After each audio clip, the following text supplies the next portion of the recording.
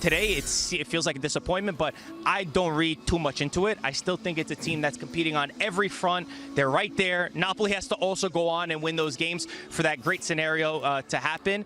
This is what it means, though, for Inter with 7 matches remaining. They have the opportunity to make the extension at the top of the table much sweeter, but it's only 4 points. Napoli have got a game in hand as well, so if they beat Bologna on Monday, it's just going to be 1 point that separates the two heading into this home stretch. I mean, it's going to be so good, isn't it? Now the pressure is back on Napoli to try and make up some ground.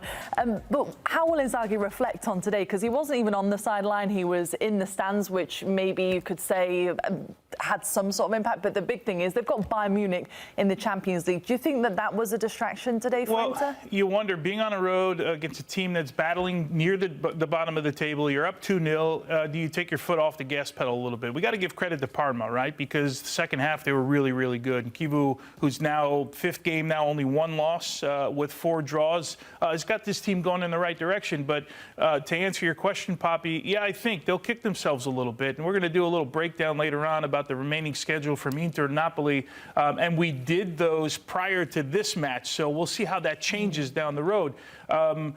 Yeah, it's a game that I think when you look at it on the calendar, you're thinking, Mike, that you're coming out of here with 3 points. What about when you look at it at halftime and you're 2-0 up and you're cruising and you're getting unbelievable opportunities, you have a lot of the football, and then you find a way to give it up. And again, you concede 30 goals in the season. They conceded 22 all last season, so that's a big problem for them as well. And it's the same Inter that we said there's something missing, right? And whether they had one eye on Bayern Munich or whether they're just exhausted from a very long season playing in 3 different competitions, I'll never know. But bottom line, that second half was fantastic. Bastoni going out as well. You saw DeMarco looking kind of frustrated on the bench. And also, we've had this conversation about Inter with Çalhanoğlu. When he's not there, they look a little bit like a different team. They're definitely missing something in the heart of their team there when they go with Asllani instead of Çalhanoğlu.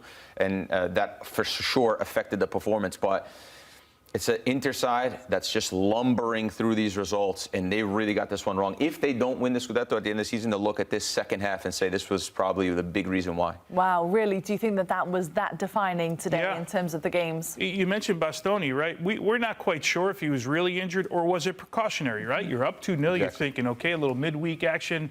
You mentioned the number of goals they gave up. You go back to the first half. Jan Sommer pulled off 2 saves that were incredible. We didn't show the one just before the first goal, but that should have made it 1-0 for Parma in this one. Suzuki clearly was busy as well, so credit to Inter for creating chances. But yeah, Papi, I think Mike's right that if they do lose the Scudetto, this might be the 45 minutes that they look at. I think also the other talk, these are the things we talked about all season. We talked about their age, like you say, I mention all the time, but it's a reality of what it is. We talk about them not being able to put games away, conceding more goals, and we talk about the major pieces, Çalhanoğlu and Lautaro Martinez, who started to pick up, but again, he's missing big chances and big moments. Didn't he, today? I mean, the one that Suzuki makes a fantastic save on, but he's got to do better for me in that situation. Sure. And he puts that away. I understand you 2-0 should be enough to close out the game, but 3-0 would have been a lot easier. And it's an Inter side that if you told me before the match day that they were going to come off a draw away at Parma, I wouldn't be surprised, because in Italy the parity is unbelievable. The level is unbelievable. Parma, young team, really strong team, great in transition. They have some talented pieces, Bernabe, Boni up top.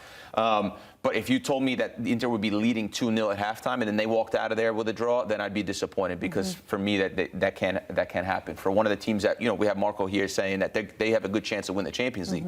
If you can see 2 goals in the second half against Parma, what's Bayern Munich going to do? What's Barcelona going to do? You just wonder, though, right? With did they take their foot off the pedal a little bit? Yeah, it seemed to me that they did. And I think there's a natural reaction. It's hard to say. Yeah, that's it. It's not intentional, but there is certainly a natural reaction when you're playing a game. You're up 2-0. You're at the top of the table. But it seemed like they never, Poppy, were aware of what was about to happen and what was coming from Parma in this one. And again, this is an Inter story for sure. It's equally as important for Parma. Now they go 4 points out of the relegation zone. That's massive, isn't it? And with goal differential, when you look at, was it Lecce? Empoli. When you look at Empoli, because of the goal differential, has to make up 2 wins, not just the 4 points. So it's not a win and a draw away, because they're so far behind in goal differential. So massive for Parma. So we've decided to ask the boys to predict how the end of the season's going to go. Grell, you've got Inter. How do you see them doing for the last 7 games of this Serie A season? There's some tricky games in there. Obviously, against Cagliari, they have Cagliari, Bologna, Roma, Verona, Torino, Lazio, Como. I have them winning against Cagliari. I have them drawing against Bologna, winning against Roma, winning against Verona, tie to Torino, a draw to Lazio, and a win at Como. I think they're very difficult games. Obviously, now saying this, I had them winning this game at Parma. So where does that leave them then? I looked at this at halftime when they were up 2-0 against Parma, and that is why I say we're going to see where it leaves them, because Tony did Napoli in just a second. But that's why I say today was so massive. Losing that 2 points away to Parma with the lead is going to, I think, have possibly Scudetto implications. Were you not tempted to change any of these then, based on the 2-2 draw today, that it makes these games more important? No, I don't think. I mean, I think they know that these games are very important, but those are some of the draws. I don't see them losing games because they have too much quality, but some of the draws, like today, it's a difficult place to go away from home against Torino. Those are not easy places to go. Okay, Tony, you've got Napoli. Yeah, we'll see what the math looks like, but I think Napoli's got to be happy with their schedule. They've got, other than Bologna coming up next, which I have a draw with Bologna. Everybody is in the bottom half of the table. So I look at this, and Empoli, and they're in relegation battle right now. Monza at the bottom of the table. Lecce, we just talked about. I mean, everybody's at the bottom of the table. The tricky one, if I had to change one, would be away at Parma, but I'm going to keep it as a win based on what I saw today, based on what I saw the spirit of the team. So again, like Mike said, we did this prior to this match happening.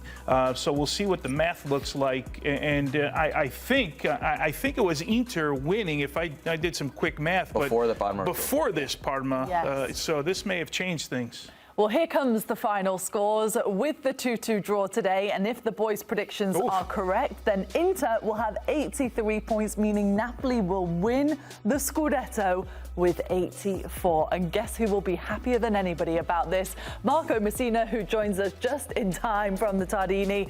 Marco, how about that game today? And what do you think about these predictions? Okay, what I said is I had to go halfway across the world for you guys to start listening to me and to agree that Napoli's going to win the league. He did it by Hold on 1 accident, second. bro. Tony did Napoli's, I did Inter's. So nobody said that Inter is not going to win the league yet. But hey, I want to say there was good man market on that interview. It was good, right? Hey, I got to make sure I keep them tight, Grella. You know how it goes. And listen, the beautiful thing about this Parma team, and I think Enrico Del Prato really exemplifies that. He's been at this club for some time. He brought the team back to Serie A, is the magic that was here in this stadium. I'm telling you, I could feel it. Even 2-0 down. First of all, it's the most sold out they've ever had in a stadium before. But even the Ball Boys over here, who are Parma fans, they told me that this feels like a miracle, that they were able to come back from 2-0 down to Inter. Massive points for salvation, but also just from a character standpoint. This is the youngest team in Serie A, and they showed great resilience. On the other hand, Inter, there's cause for concern. I think it also shows that in Serie A, there's no easy games. Everyone wants to write off a small team like Parma, but that's not the way that football and the way Serie A has been this year. But I do have a lot of concerns that that team really did not come out in the second half out of that locker room. Marco, we felt here watching this, right? Obviously, Parma was better in the second half. The energy was ramped up in the stadium. And also it looked like it was an Inter that was maybe a little bit frustrated in that second half. Did you get that sense from the touchline? I did, absolutely, and it completely changed, especially you could just look at the possession stats, the way that Parma were in the first half to the second. But I do think in the first half, I know that they were down 2-0. I said it at halftime. With 2-3 passes, Parma were getting through to the Inter backline. They had two of the best chances within the match. So Inter were showing themselves to be vulnerable. They were in control of the match, but still they showed these little signs. And I don't know if it's the squad that Grella always reminds us that is the oldest team in the league, or if it's the amount of games that have to be played, or the just lack of concentration in certain moments, or like I said, the fact that this league is difficult, and the more that it played into Parma's hands because of the youth that they have and the guys off the bench, it really lent itself into Parma's hands. Marco, how big of a miss was Çalhanoğlu in the midfield? Could you see the difference, number one? And how big was the miss for Lautaro Martinez, the one that Suzuki gets close and saves? Hakan is phenomenal. I mean, for the first half, I was just watching him. He completely dictates the midfield. He does whatever he wants. He's like the orchestrator of a band, and he makes sure that everything works. So he's massively important, and there is a huge drop-off when he's not there. Just in the calmness on the ball, in the ability of where every single player comes up big. I think, yes, those misses are massive, and both goalkeepers had huge saves in the match, and it does come down to these final details. But for me, Parma deserved to get a tie. Marco, are you worried about Inter now with Bayern Munich? Because last week you sat here and you said, everyone's doubting Inter and not liking their chances as much as I do. Grealish said that he can't see them getting past Bayern. You said they will advance. How do you feel now, though? Can't see them getting through. Okay, well, yeah, I still have Inter as the slight favorite, maybe 55-45 for them. Obviously, Bayern Munich's injuries, their lapses in defense, and I think that we're still waiting to see the best Inter in Champions League. They've been going through this competition basically in second gear, playing a lot of their substitutes, only conceding 2 goals, and I think when the important moment comes, they're going to turn it on. Today, it feels like a disappointment, but I don't read too much into it. I still think it's a team that's competing on every front. They're right there. Napoli has to also go on and win those games for that great scenario to happen. But yeah, let's see how it goes. But I think we're going to see a proper Inter on Tuesday. I mean, I think it's hard, though, not to read into it, because in the second, they had the lead 2-0, right? And then they go and they squander this lead. In this game, you could make the argument that these 2 points that they needed that they just lost in the second half is just as important as the Bayern Munich game that they come and have at Wednesday. So for me, there is something missing. I don't know if you could see, like, in the reaction of the team or when they conceded the first goal. To me, it didn't seem like Tony makes a great point. It didn't seem like they knew what was happening. It was almost like they were just like letting things happen in the game. Yeah, I agree with that. I mean, we've also seen other teams like Napoli go away and tie to Venezia, which was points dropped. So, again, I think it'll happen in the season. But this has been something that we've seen from Inter a couple times. You remember what they did against Juventus in that crazy 4-4. Even against Udinese last week, I know that they go on and win the match, but they let Udinese come back into it. And there was a feeling. I mean, once Parma scored the first goal, the complete energy in the stadium changed, and there was a belief that they were going to go on and get the second. And there's a little bit of finger pointing. I also don't think the substitutes from Inzaghi helped his team. I think it destabilized a lot of the group. But these are moments in the season that could come back and haunt them.